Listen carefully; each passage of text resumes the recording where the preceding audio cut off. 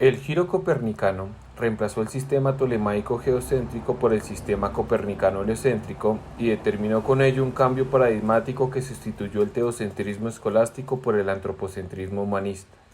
lo que a su vez modificó la forma en la que tradicionalmente se entendía lo humano, ahora contemplado desde el universo a escala reducida que comprende su existencia desde su propio modo de ser y estar en el mundo. Kant, en una idea para una historia universal en clave cosmopolita, contempla en el hilo conductor de la historia que todas las disposiciones naturales de una criatura están destinadas a desarrollarse con arreglo a un fin. No obstante, en el caso del ser humano, como única criatura de la cual se puede presumir razón, se amplían las reglas que restringen la voluntad a la fuerza del instinto animal o la causalidad natural, delegando en su perfección y existencia a la autonomía del ser humano. Cita al mismo autor: la naturaleza ha querido que el hombre extraiga por completo y de sí mismo todo aquello que sobrepasa la estructuración mecánica de su existencia animal y que no participe de otra que la que él mismo, libre del instinto, se haya procurado por medio de la propia razón. Bajo estas circunstancias, en palabras de Dux, la autocomprensión de la modernidad o el sujeto moderno supone que el hombre depende para su supervivencia de la creación constructiva de un mundo y de las formas prácticas de su propia existencia, es decir, un sujeto moderno que es consciente de que el mundo debe ser construido por él mismo y no por una fuerza inmanente o natural.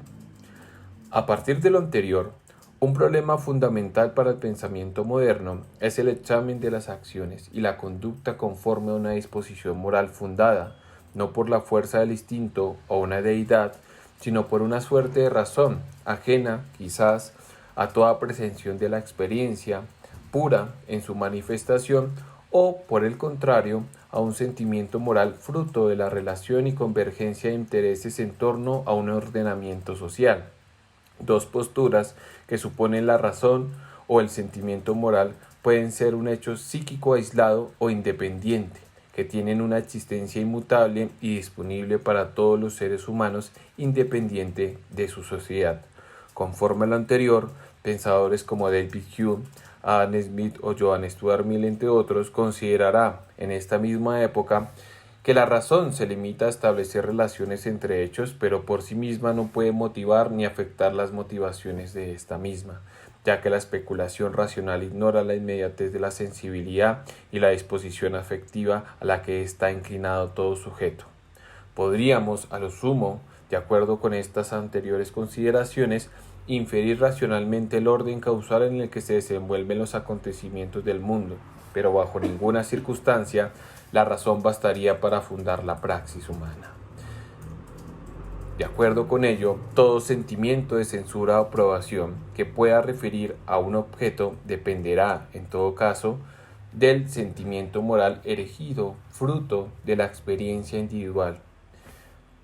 y no por alguna cualidad intrínseca en lo observado, ya que así como el calor y el frío no son cualidades del objeto en sí mismas, el vicio y la virtud son, también, percepciones de la mente, es decir, una sensación producto de la contemplación de una acción. Así pues, quien percibe, el sujeto, atribuye dichas cualidades a los actos según su propia experiencia.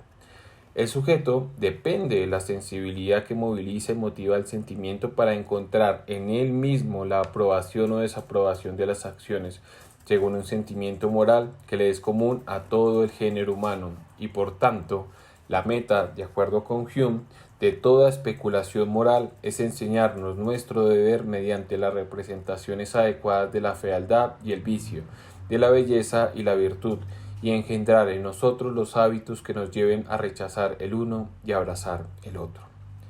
En consonancia con Hume, Kant atribuirá al placer y el displacer, la censura o la aprobación, a la facultad de desear y a la receptividad de estos al sentimiento. No obstante, el placer o el displacer para el autor no son causa del deseo sino el efecto del mismo, de manera que estos no expresan absolutamente nada del objeto sino únicamente una referencia al sujeto, tal y como puede concluirse con Hume. Sin embargo, la receptividad de las representaciones no contienen más que el efecto de las mismas. Por sí mismas no pueden indicar las consecuencias y motivos de la acción. El sentimiento tan solo puede reaccionar, mas no fundar la acción moral, ya que éste depende del movimiento de la sensibilidad para atribuir al contenido de sus juicios alguna noción moral, que no obstante depende del contenido de esta misma receptividad. Para Kant, muy contrario ya lo expuesto, la razón debe ser la única condición sobre la cual cabe toda posibilidad de la acción o de la conducta conforme a una moral instituida.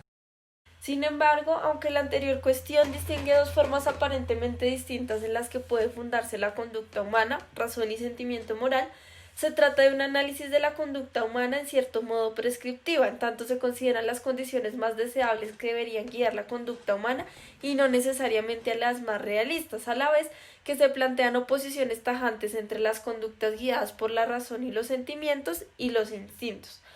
Ambas posturas, aunque aparentemente distintas, pretenden universalizar la capacidad de los seres humanos para actuar guiados bien sea o por la razón o por los sentimientos morales, asumiendo así que una u otra son condiciones eternas e inmutables, que están disponibles para todos los seres humanos en cualquier momento de la historia, en cualquier sociedad o en cualquier momento de su adultez. No existe entonces así la posibilidad de comprender otras estructuras de la personalidad y otras mentalidades, pues se asume que en toda condición humana existen las mismas estructuras de conocimiento desarrolladas en las sociedades científicas modernas y que se puede actuar y conocer con estas. En esta medida, la reflexión sobre la conducta humana de la filosofía moderna, si bien inicia una autocomprensión acerca del papel de la conducta humana en la construcción del mundo social, entendió toda la conducta humana como un hecho que se desenvuelve entre dos polos opuestos, aislados psíquicamente, es decir, usando sus propios términos como si lo racional fuese completamente independiente de lo instintivo. Elías propone una comprensión diferente del problema de la conducta humana y de su capacidad de conocer, en la que ésta no está determinada por dos opuestos absolutos, sino por dos impulsos por medio de los cuales los seres humanos se relacionan con la naturaleza no humana, consigo mismo y con los demás. Se trata de impulsos o aproximaciones más comprometidas o distanciadas que se expresan en términos de grado sino como unidades independientes, lo que quiere decir que normalmente no hay seres humanos que guíen su conducta solo en términos de distanciamiento o en términos de compromiso. El compromiso es entendido como un comportamiento guiado por un escaso dominio emocional en el que se buscan explicar los fenómenos de una manera que proporcione una rápida satisfacción emocional. Por el contrario, el distanciamiento es entendido como un mayor dominio de las pasiones propias frente a los objetos, lo que permite una actitud más reflexiva frente a los fenómenos. Esta última actitud puede recogerse tanto en la razón formal kantiana, en la medida que sugiere una reflexión racional de los objetos y una conducta que responda a un ideario de actitud que opere con independencia de los instintos y los sentimientos, así como al sentimiento moral en la medida en que éste requiere una reflexión en torno a la utilidad o deseabilidad de los efectos de una acción o conducta en torno a los intereses de la sociedad. No obstante, ni la razón ni el sentimiento moral pueden suscribirse a la comprensión del compromiso y distanciamiento, ya que ambas pretenden de algún modo asentarse en un opuesto frente a lo que denominan un instinto e ignoran la existencia de un continuum entre actitudes comprometidas y distanciadas, aunque ambas sean formas distintas de acercarse a los fenómenos. Adicionalmente, Elías registra que las actitudes comprometidas y distanciadas están influenciadas por el nivel de seguridad y peligro que experimentan los seres humanos frente a un fenómeno. La postura racionalista kantiana y la postura empirista de Hume, por el contrario, no contemplan la relación que existe entre el nivel de dominio del ser humano frente a los objetos y la capacidad de tomar una actitud más comprometida o distanciada.